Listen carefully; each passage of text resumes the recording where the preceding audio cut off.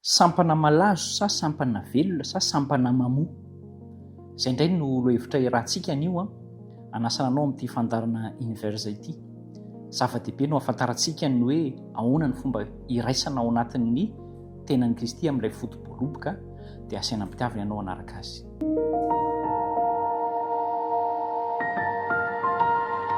Saotra ho an'Andriamanitra ary fifaliana miaraka aminao dia harabaina ampitsikina kopatanana ho antsika. Andinika zanadlohevitra anankiray isika anio ilay hoe ahoana fomba iraisana amin'ilay voaloboka izany mba hisy vokatra izay andesika hiara-vavaka aloha nefa. Misaotra indrindra Ray Malalo noho ny soa atolotra ao ny fahavelomana ny fisaintsainana ankehitriny izay andinika ny teny soratra masina araka izay sitraponao mihitsy no aoka ho azonay sy ho tsapanay ary mitenena aminay fa manaiky anao izahay amin'ny anaran'i Jesosy. Amen. Miray amin'ny voaloboka ao amin'ny Jaonina 2:20 ka hatramin'ny 1:20 misy an'io sary anohatra na fanoharana nomen'i Kristy io hoe ny foto-boaloboka anankiray dia miainga avy any amin'ny tany ary dia misandrahaka misy sampany, misy fotony izany dia misy sampany ary rehefa mandeha iny sampany iny dia miteraka ravina dia rehefa mandeha izay rehetrarehetra izay amin'ny fotoana famoazana dia misy voa. Izay no sary tsara indrindra nomen'i Kristy momba ny fifandraisana aminy ary raha maniry isika ny hanana fifandraisana tsara kokoa amin'ny Kristy dia izay no tokony ho takantsika. Andao ary izahana takariny. Miresakantsika hoe sampana malazo, ao ihany koa hoe sampana velona, fa eo ilay fahatelo hoe sampana mamoa na hoe sampana mitondra voa. Ka iza amin'ireo zasy ianao fa ray amin'ireo isika. Misy fomba fitenitsika amin'ny fiainana andavanandro mahazatra ny hoe foto-kazo sy vorona dia hainao ny toy hoe izay manina manatona. Iza izany no manatona? Ny foto-kazo tsy afaka anatona ny vorona fa ny vorona ny manatona. Ary izay sary anohatra izay indraindray ampiasaintsika amina mety famila filahana na fanesoana na teny enjana na ohatran'izany amin'ny fiainana andavanandro. Fa raha ao amin'ny Kristy kosa dia tena ny lojika no resahan'i Kristy amiko sy aminao. Io fanoharana io moa izany dia ilay hoe Jesosy ny foto-boaloboka dia ny mpino rehetra kosa no sampany misandrahaka ary izany sampany izany dia mazava ho azy fa velona rehefa mifandray amin'ilay foto-boaloboka. Izay ilay sary anohatra ary izay ilay hoe mifandray izay ilay hoe mitoetra ao amin'i Jesosy dia izay no atao hoe mifandray amin'ny foto-boaloboka ianao izay mitoetra ao amin'i Jesosy ary manana firaisana ety amin'i Jesosy. Tena miombona akaiky amin'i Jesosy fa isika mifampiresaka akaiky aminy ve mangataka vahaolana, mangataka torohevitra, misaotra azy amin'ny fotoana rehetra ve isika. Miampy an'izay nefa tsy vitany hoe velona fotsiny ary miraikitra amin'ilay fototra ilay sampana fa natao hamoa ihany koa, izany hoe hitondra voa ilay sampana. Ka raha toa ianao izany ka tsy amin'izay, raha toa izany zaho ka tsy amin'izay dia mety halazo ary rehefa malazo ny sampana dia mihintsana ho azy, miala amin'ilay fototra.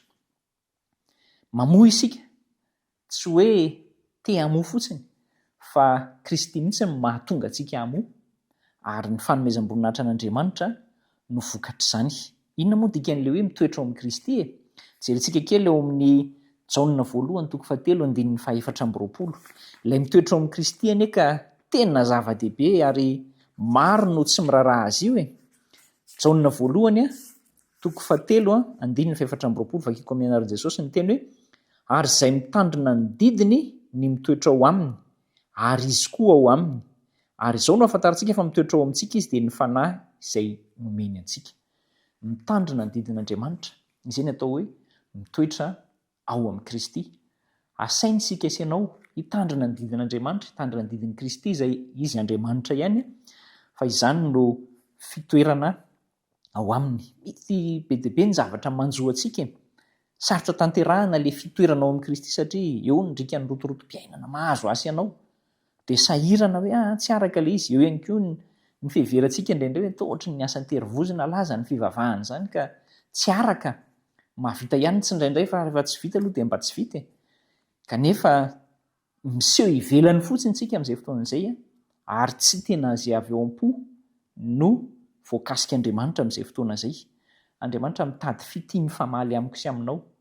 Mifamaly amin'ny fitiavan'Andriamanitra ny fitiavako, ny fitiavanao, fa tsy hoe tandremana fotsiny izay asian'Andriamanitra atao dia mandreraka.